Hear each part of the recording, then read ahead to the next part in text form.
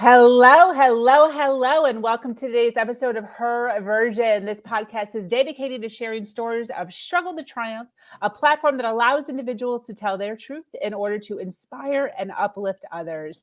I am your host, Sabrina Victoria. If you are new to this podcast, make sure you follow, like, subscribe, and share. Let's jump right in.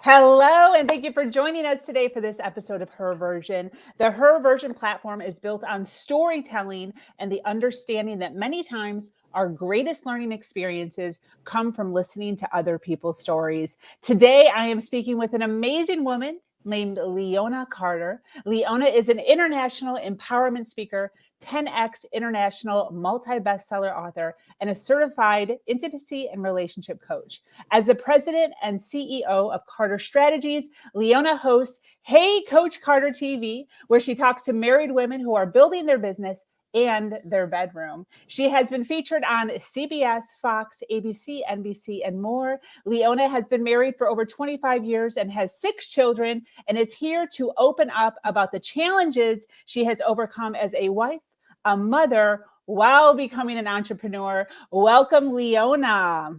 Thank you so much for having me. I'm excited to be here. Yes. I'm excited to have you. Thank you so much for taking the time. I know that, girl, you are busy. Just a little bit. You have so much going on in your life, and I so appreciate you taking some time out of your life to sit down with myself and the audience and really share your backstory and some really awesome nuggets with us. I so appreciate that. Oh, I have an eyelash in my eye here. But listen, I want to jump in. You have so much to share, and I really want to jump into all the wonderful goodness that you're here to share with us about relationships, about intimacy. And what I'd really like to do to kind of open up is just kind of give you the floor so you can kind of share your backstory and how you met your husband and all that goodness that goes along with that. Awesome. Well, thank you again so much for having me. So I'm excited to be here. So, I always say, what's going on, party people? Because everywhere I go, it's a party, right? And so formally, I am Leona Carter. Listen, my husband and I, we've been married for 26 years, 6 kids, 1 grandson, and I'm passionate about marriage because we have not been skipping through the tulips all 26 years, okay? And so we are that traditional love story. We are high school sweethearts. We met in high school, started dating in 10th grade, and literally have been together ever since. And Wow. so, it actually what was amazing. It was not my desire to get married. I actually had no intention on getting married. I didn't date guys in high school at all. Wow. But, being the Christian young lady that I am, all of a sudden at the age of 16, God put a desire for me to want to be married. And I talk with my best friend, who I'm still friends with today. We talk about it because I didn't want to be married and she did. Yeah. And now the roles are reversed years later.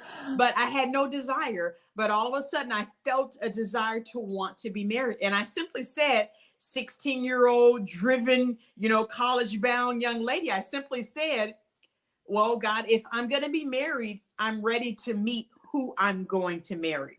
Right. That. I didn't, I was even time efficient back then. Right. I didn't want to waste time dating guys, and I didn't want to go through any of that.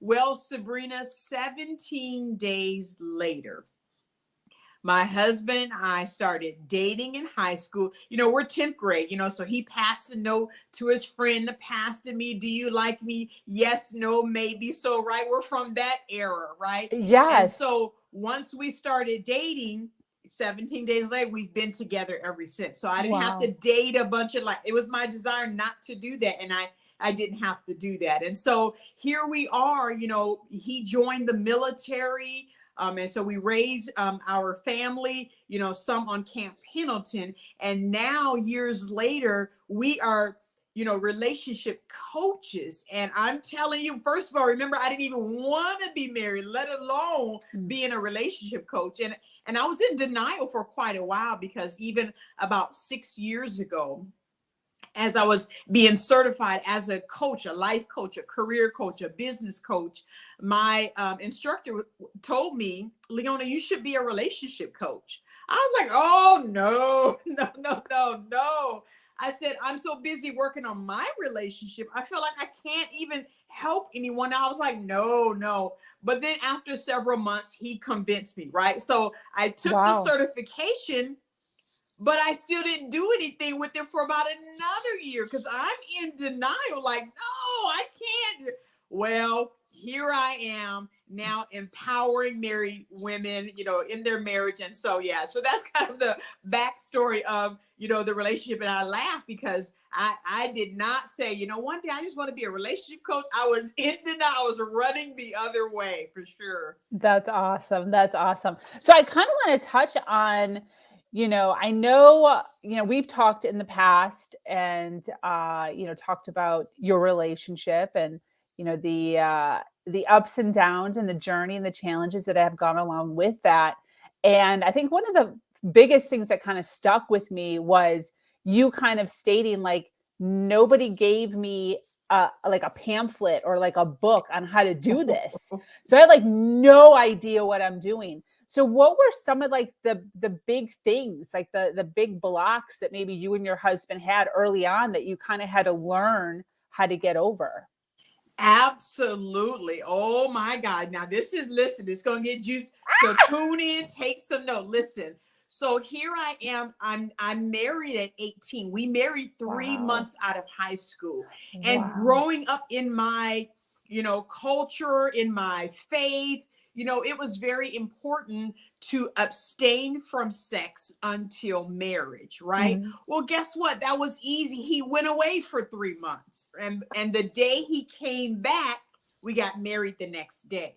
So he's gone. I'm planning our wedding, and we come back.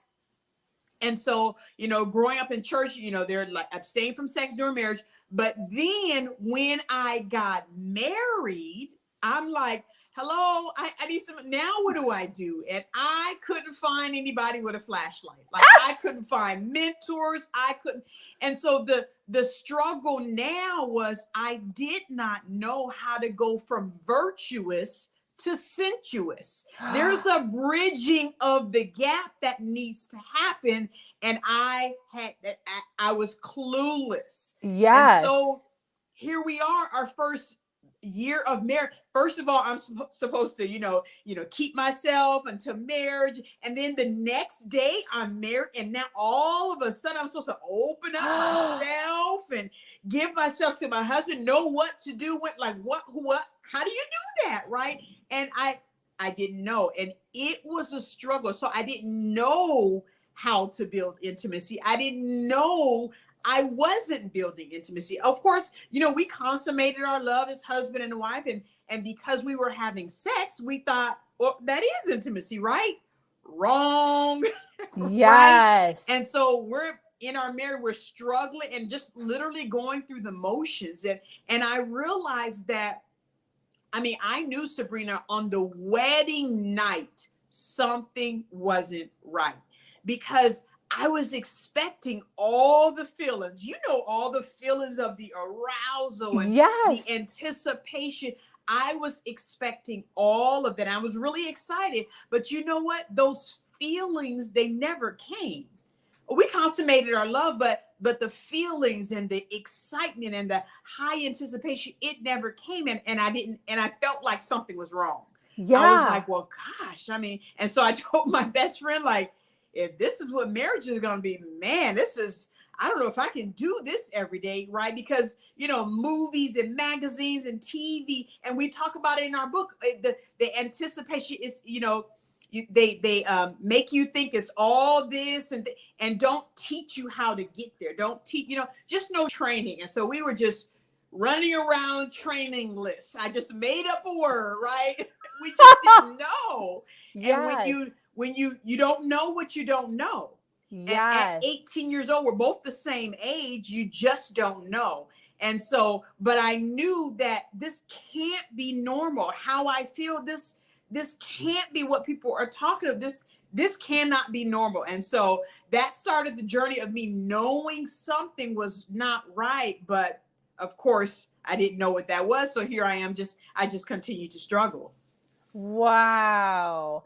That's so interesting, because that must be huge in so many arenas. I've never even thought of that before, because there's like steps that you take towards intimacy where you're like excited about it and you can't wait. And there's like steps, but your steps was like 1 to 10 in one day.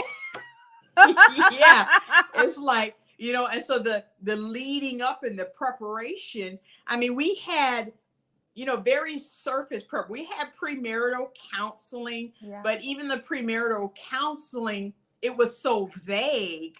I mean, I could sit down with the 5-year-old and answer the same questions. It was just so very vague, and it wasn't, it didn't prepare us. And so, and then we would go to, once we joined, married, joined the military, we went to a church where there were tons of married couples, all in the same, all newly recruited. And so we had a bunch of commonality with other couples, but we were hearing other couples that felt like they had some things figured out. And we was like, are you supposed to do that? You're supposed to feel that way about each other. You're supposed to, be excited to see each other every night. You're supposed to, and so we was like, so then again, here we are, we knew we were missing something, because other couples seemed like they had it figured out and we had no clue. So it was complete.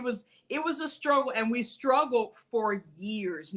It wasn't a 6-month strategy plan. We struggled for years until we finally realized, okay, we have to, do something different. There, Dairy Queen, they have a logo or a motto. We got to DQ something different. That's what we said. We got to DQ something different, because this is not, I don't know what it is, but I know it's not this. Yes. And it's kind of like what you're saying. You don't know what you don't know. So it took you a few years for you to be like, wait a minute, there's something we don't know here.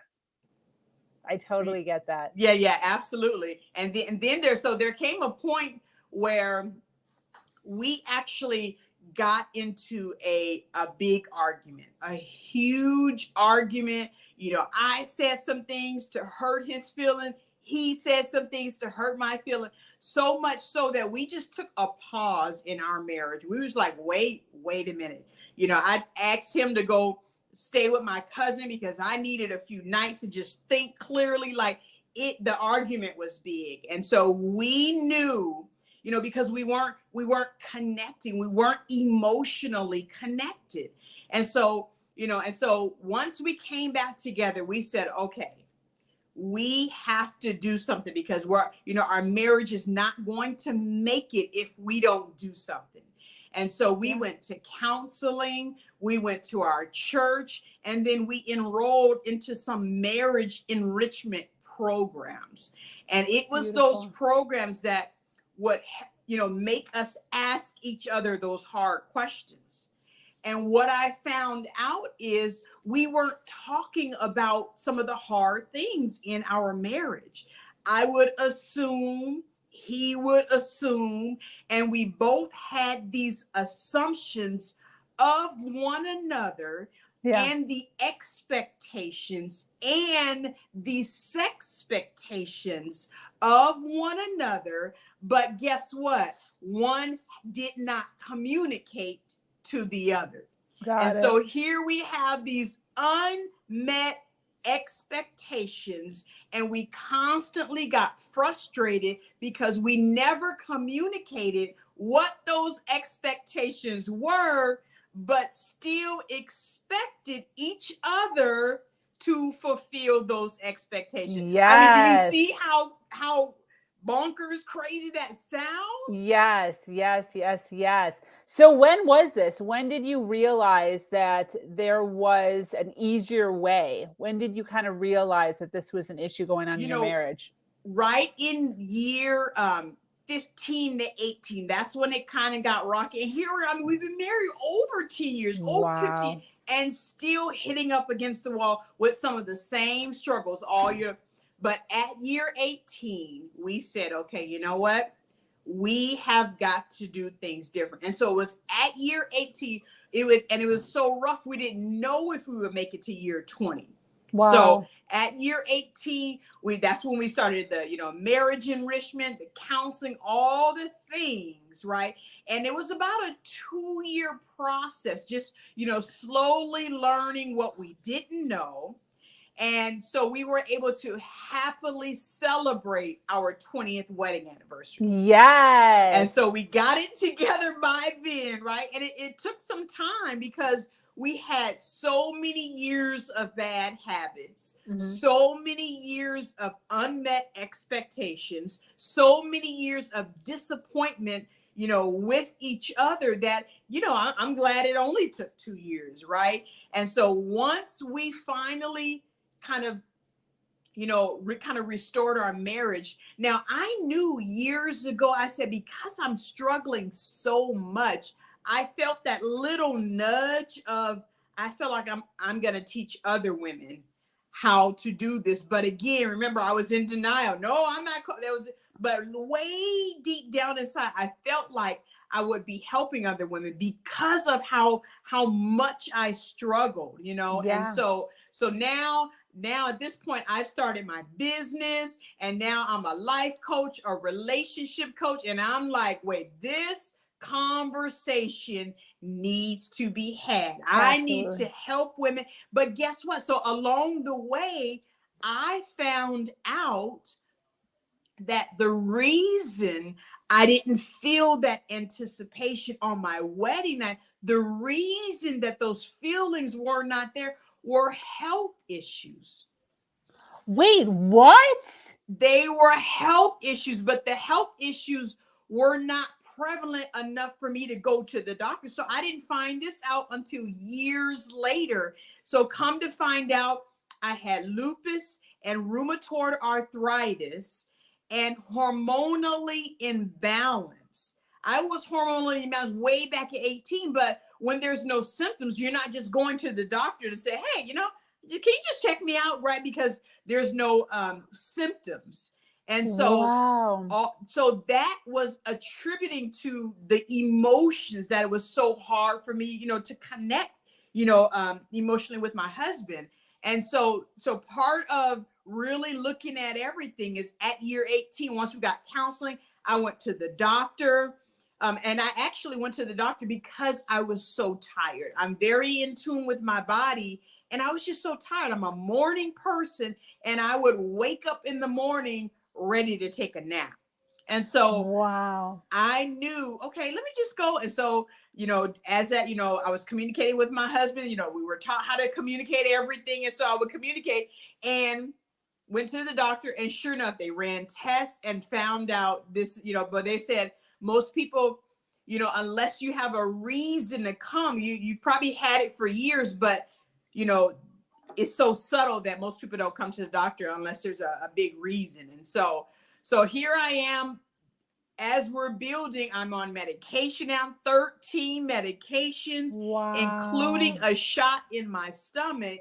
And of course, I'm saying, wait a minute, I'm already having trouble trying to build intimacy. And now I got to work with some medication. Like, what is going on? And so but the good thing about it is, at this point, we had the counseling, we had those tools now that really helped us to get through that next level. And so had it been at the very beginning, it would have been a little bit rougher, Definitely, 100%. Wow, that's so interesting. And so interesting that there was no symptoms. Right. None. Crazy. No symptoms. And so now I am, so now today I'm on no medications. I've really turned my health around with, diet and exercise. So I'm super, super grateful for that. And so now, yeah, and so now I'm helping women that are in my programs, women that are, that I'm doing intimacy coaching with. They're going through menopause, infertility. Some are dealing with infidelity, hormonal imbalance, all of these things that affect the ability to connect and, build intimacy with your husband. Some people have situations, but some have health or, different things like that. And so I'm able to actually walk, women through what that looks like, and, advise women to go, to their primary care physician and tell them what to get checked out. Ask your doctor about this. Ask your doctor, and you will be surprised. Wow. What the women that will come back, like, my doctor said that there was they did look, or they did refer me to a specialist or a physical therapist. I mean, it's amazing. And so you don't know what you don't know. Yeah, 100%. It's kind of interesting while you're talking about this, because in my past experiences, right, projecting my life onto your life, because that's what we do. I am used to feeling as if when it comes to the relationship, the woman is the one that like is seeking the help. However, while you've been speaking, you've been saying we like the whole time. So I was going to ask, like, how did you kind of confront your husband on this new way of being, and was he on board immediately? But it kind of sounds as if you guys kind of took this journey kind of together. How did that exactly look for you? We did, because now I knew that in our marriage, when it came to, struggling to build intimacy, I always knew it was me. I always knew it wasn't, it was, he would cater to me. So I knew it was my emotions, my, disconnect, but he was willing to do whatever to help me, and so, but because I'm the outgoing one, I was like, okay, there's a problem, let's figure out what, and so I was very verbal about it, but I knew it was me, because when it's time to, actually, make love with my husband and actually connect, he never had a problem. He was always he was ready to rock and roll all the time. And it was always me. It was always, I had to work extra hard to be emotionally and physically connected. And, and so, but as, of course, it was my problem, so to speak, I got the problem, but no, it's what the situation. No, it really is me. It's not, how you say, no, it's me. It's not you, it's me, but it really was me. But he was, so patient, and everything that we did together. But awesome. we knew it was me. I knew it was me from the wedding night, and so that's why I initiated going to the doctor, because I knew it had to be, I knew it was something. And then when I started getting tired for no reason, I knew something was, but you just don't know, because your arm's not hurting, you're not going in because you got a owie, or you're feeling, and so not having any symptoms all those years, I would have never known to go to the doctor. And so, but so we've definitely, because if my husband wants me to show up in a certain way, you better believe he's going to do whatever it takes to help me. Right. And so that's why it quickly became a we did everything together. We did we did everything there so that he could know how to, help me and connect with me and things like that. It was never like, it's your fault that and he was never like that. And I owned that early, because I knew, there would be situations that were literally picture perfect. I mean, the wine, dessert, the atmosphere. I mean, everything was picture perfect. You know, our vibe was great. We weren't arguing, and there's no reason why I shouldn't be, you know, physically and emotionally ready to show up and connect. And there would be days it would be nothing. I would, Wow. you know, there was nothing, and I'm like, this is, you know, he's doing everything right, so to speak. And so I knew that, okay, it's something more here that I don't know about, because, you know, I love romance, and Notebook is my favorite movie. So Yes. I love all things romance. But when it's time to, you know, when the firing in my body, there was like the neurons were not firing when they were supposed to fire, you know? And so I knew, it was me, and it was okay. Absolutely. That's so interesting. And I love that you guys figured that out for sure. Yeah. I do want to say though, like I'm, minus the obvious, right? There, you had some things that you were dealing with. It's very evident that there would be people in the same situation as you, minus those ailments. So, what I kind of want to ask is, what do you think most marriages are missing? You know what? One of the things I would say is that comfortability to connect and talk about anything. And I mean anything, because, you know, early in my marriage, I didn't have that comfortability. I didn't know how to bring up conversations about sex, or what I didn't want, what I wanted to try, I didn't know how to facilitate that conversation.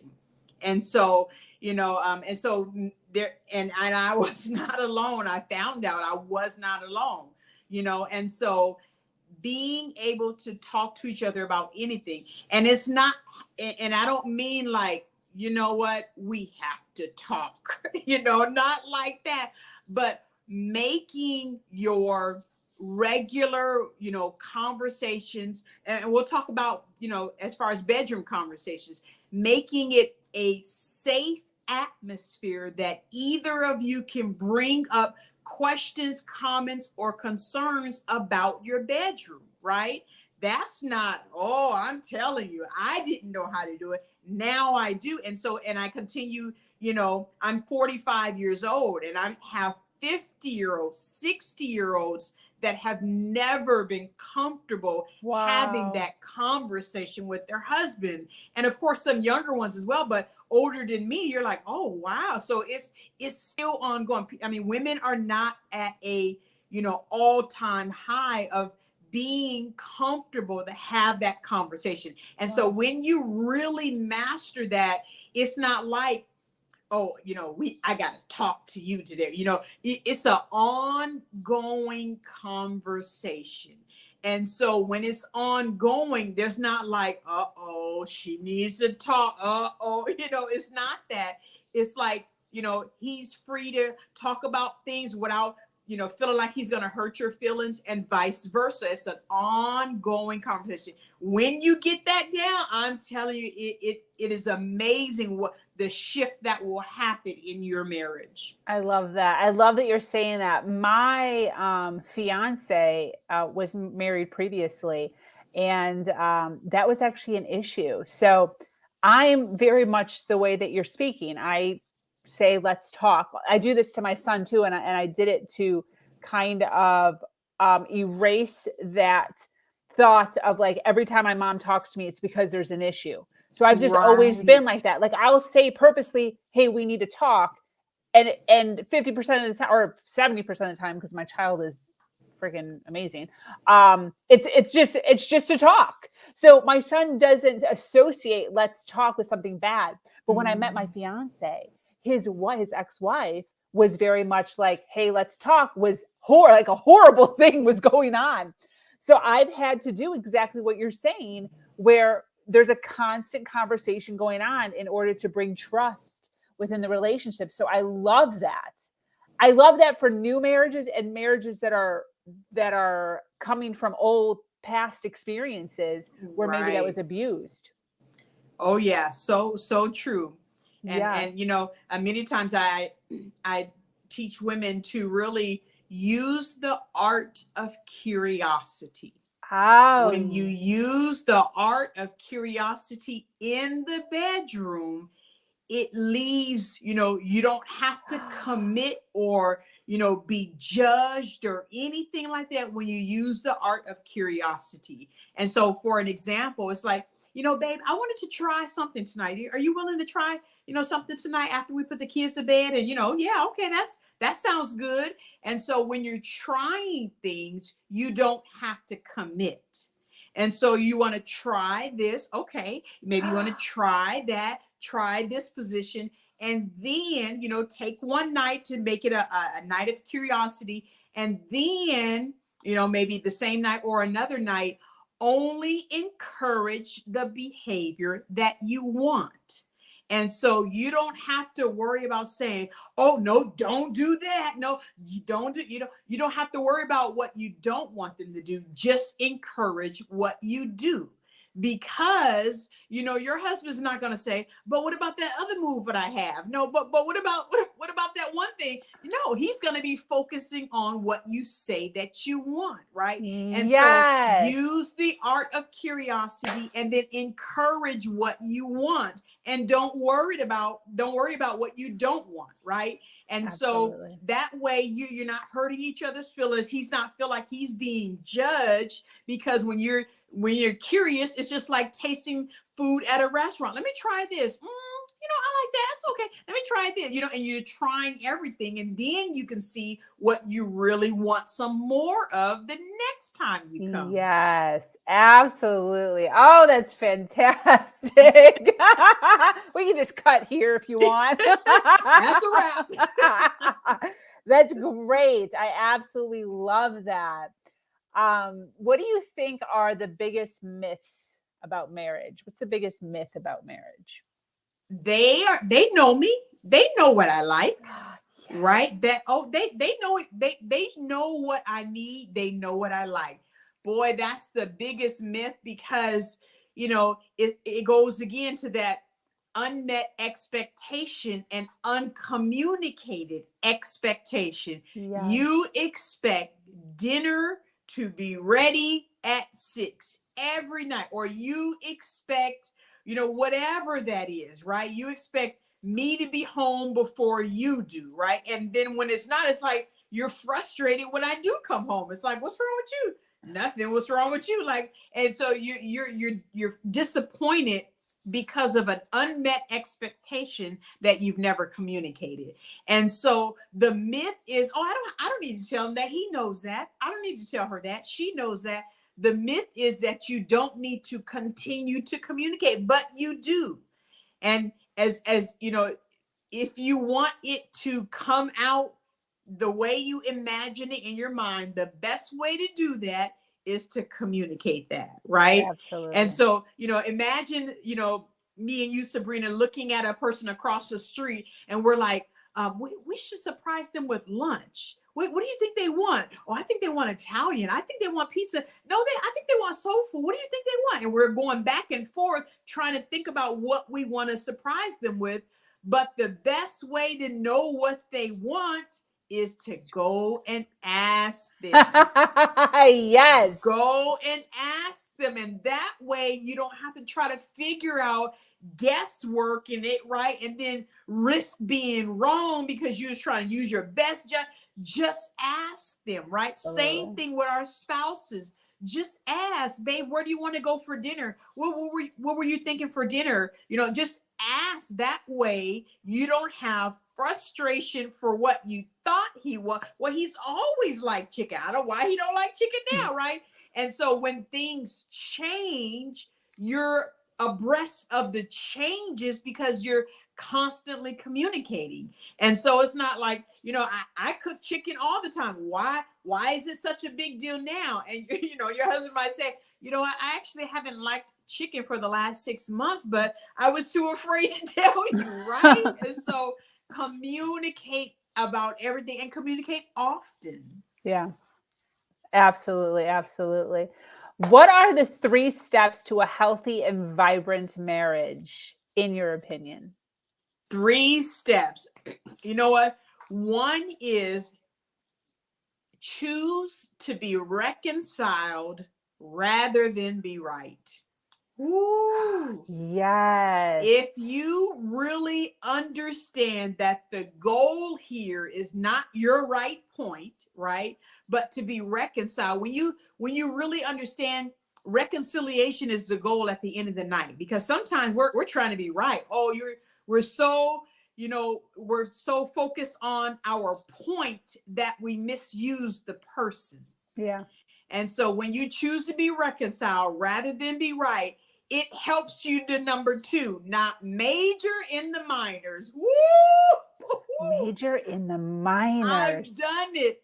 Major in the minors. Okay. Stop majoring in the minors. You're getting all out of pocket and upset over the top about socks on the floor. Yes. Like, because the reality is you're arguing about the socks, but it's not really about the socks. Yes. Right? Yes. And so when you find that you are majoring in the minors, then there's deeper digging that you need to do, because that's not it, right? And so when you stop doing that, it helps you to, you're relaxing. There's some things that my husband's, he might say this, I'll be like, okay, no problem. If that's what you want to do, we'll eat Chinese tonight, no problem. Maybe I had some, another taste, but Chinese, no problem. I'm not going to major in the mind. This is not going to be a big argument, things like that. So 1, choose to be reconciled rather than be right. 2, don't major in the minors. And then 3, connect more often in non-sexual ways. Ooh, what does that mean? When you do that, because, a lot of times early in my marriage, the only time we would physically connect is to have sex. And if I wasn't in the mood, then I would, turn him away and he would take it personal. Yeah. And it was not and that was another situation. I promise, it's not you, it's me. It's not you, it's me, right? And so, connect more often in non-sexual ways, so that every time you connect, it's not like, oh, she brushed my arm, I'm about to get something tonight, right?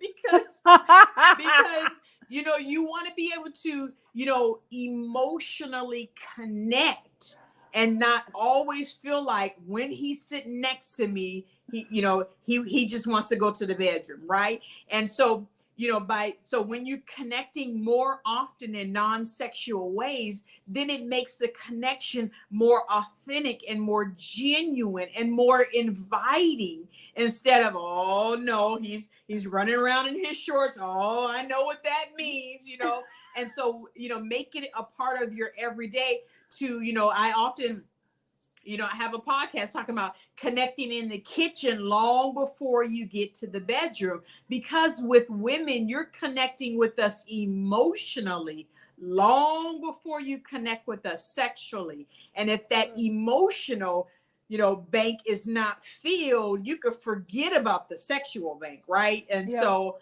so those are my 3 tips that I would say that, really helps a healthy and vibrant marriage. Yes. Now I want to ask you this. So as a female, this is like a running joke with my fiance and I, because we both have the love language of physical touch as like number 1, 2.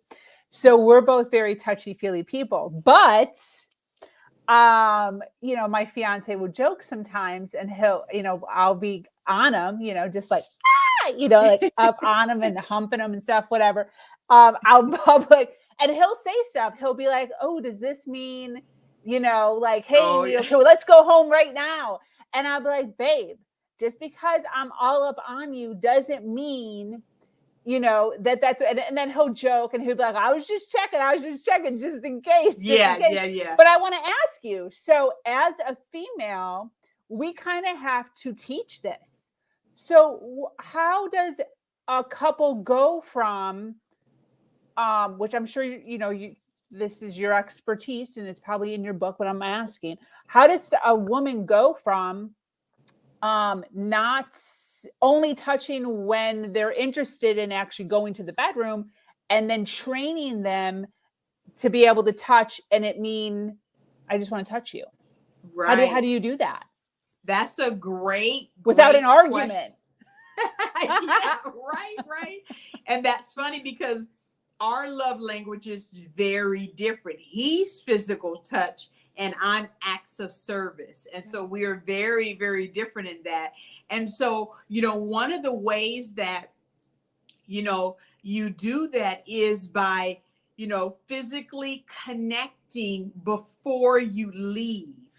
And so like in the morning, like, that's that connecting in the kitchen, at the beginning of your day, and you're connecting, physical touching, things like that before you start your day, because you want to position it that the touching things is not when you're in your negligee, right? It's not, after you come home from work, it's before or in between, right? And so, the way that, okay, it's not going to lead to anything is because, well, I have something, there's something next right after this. And so in the morning, I'm having my morning cup of coffee because I'm getting ready to go to work. And so, spending, small pockets of time touching and things like that, physical touch, emotionally connecting before you leave for the day is a way to, train each other to say, we're embracing, we're deep kissing, but we're not going to the bedroom right now. She's going to work and he's going to work, right? Absolutely. And so, or before you leave for an event together, right? And so you can stir that emotional and, arousal up, but you want to do it when they're, the next, after whatever your next activity is, not at home, not, it's when you're getting ready to go somewhere else. Does that make sense? Yes. And so it's training that, I'm touching, I'm, rubbing your arm and things like that, but, it's just before I leave, or just, and so that way they don't always get into the habit of thinking, oh, let's get it on. Yeah. Right? I love it. I love it. This has been awesome. I want to ask, what can married couples learn from your story? Oh boy. You know what? My story in particular is actually in a book. And my husband, we just wrote our first book together. I'm a 10-time published author, but this is our first book together. And we wrote that we actually called our book Sexpectations. Love it. And it's about, and I'm reading, is strategies for navigating the misconceptions of sex and marriage to create long-lasting intimacy.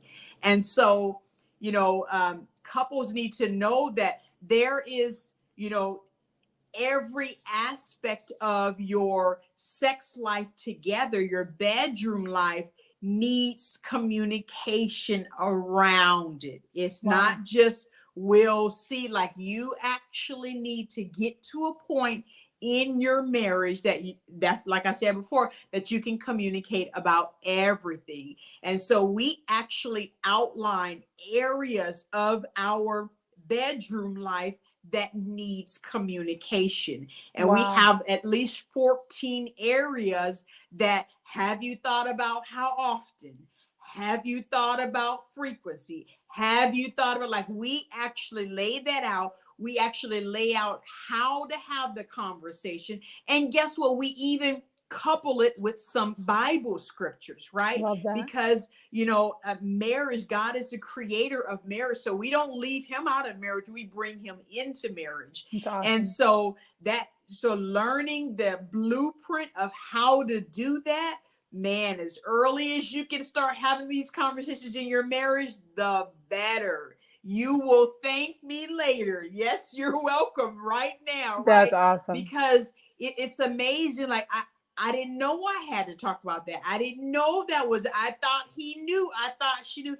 I mean, you could talk about everything. And so that's what people are going to learn from our story of how we did that, how we laid that out. And now, you know, we have jokes all along the way now, like, wait, which frequency? Are we talking about my frequency or your frequency, right? As often as you want or me want, like, which one?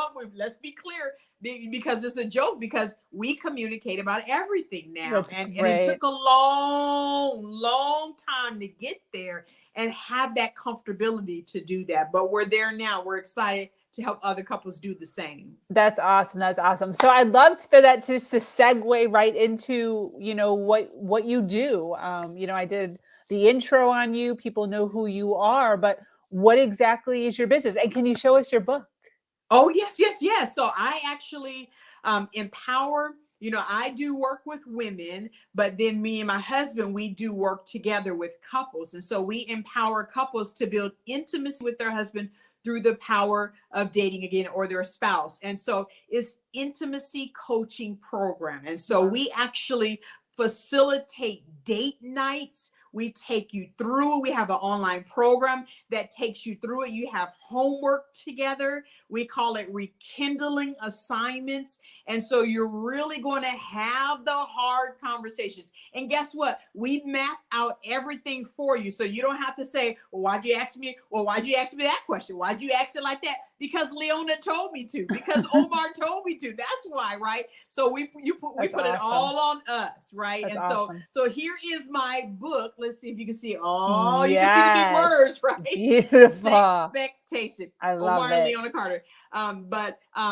So we outline everything. I mean, like I said, it has at the end of it, we call it a reflection guide. And we have the intimate conversation. How do you do that? The verse, from the Bible, and the prayer that you pray together, and the rekindle assignment. There it is, rekindle assignment that you do together. And so it's a workbook, a playbook, like, it's really gonna, help transform. And so our coaching program is outlined. We've kind of really mapped out the coaching program in the book, so it's actually coupled together. So we're giving the book as a part of the program, because it really goes hand in hand. And so we're excited, because it's a conversation that needs to be had, and it's not had enough, and in healthy ways, and and we're having it in healthy ways. So we're excited. That's awesome. If someone wanted to find you, I mean, your website is right above you, but if somebody wanted to just kind of follow your social media, where are you kind of big at, where people can find you? So Instagram and Facebook is the best way to find me. And if you actually go to heycoachcarter.com, all of my socials are there. Perfect. And you can actually direct message me, at the bottom of the website. You can message me, and it comes, directly to my email. And I do that because, everybody's not on Facebook saying, hey, I need to build intimacy in my marriage. Woohoo, who's going to help Good me? point. Right? People are not doing it. So I give you permission to private message me, and, slide in my DMs, because it's a private conversation. Yes. And so, yeah, absolutely. Absolutely. Very cool. I so appreciate you taking some time. I learned some stuff from this, so this is great. I so appreciate you taking some time to sit with myself, and those that are watching live, and those that are watching on the hashtag replay. I do want to ask you, before we kind of wrap up here, as far as advice.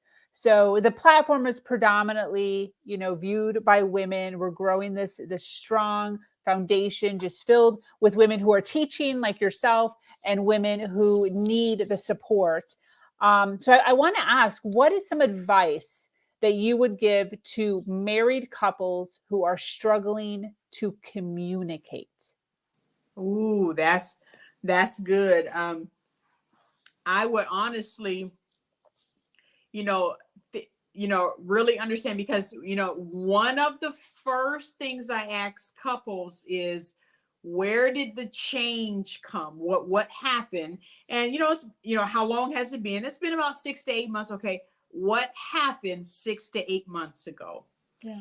And so one of the first things to do is pinpoint where the communication shift, because it hasn't always been that way. Yeah. It has not always. There was a point that you were, communicating, with your spouse, but something happened that shifted the way you communicated. It might have been just with her and he doesn't know about it, or it might have been just with him and she doesn't know about it, or it could have been something you both have experienced together.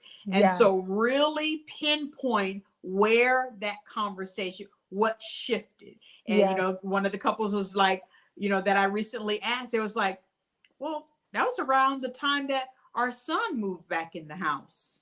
But I didn't think it was that. But when they really thought about it, that's when the communication, but it wasn't angry communication. It was just like, I'm not really in the mood, because their son moved back from back home. He had to be back, and that changed it. And they had no idea, because it's, it's so unconscious sometimes, you don't know. And so pinpoint where it shifted. That's the first place to start. And then of course, we're, doing strategies of how to really communicate, but really figure out where it changed. That's the first step. Absolutely. That's so great. And I so agree with that 100%.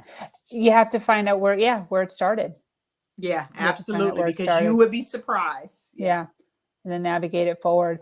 And I think that has a lot to do with intimacy, because a lot of times that's when it kind of starts to kind of shift off screen a little bit.